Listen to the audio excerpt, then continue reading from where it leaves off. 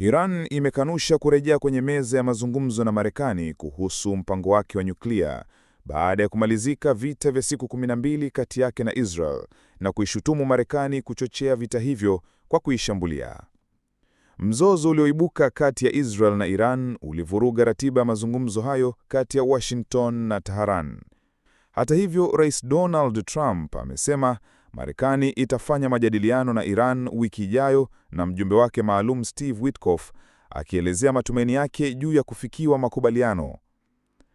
Lakini waziri wa mambo ya nchi za nje wa Iran Abbas Araghchi alipuzilia mbali kauli hizo, akisema hakuna chochote kilichokubalika kufikia mkutano wa kujadili mpango wake wa nyuklia.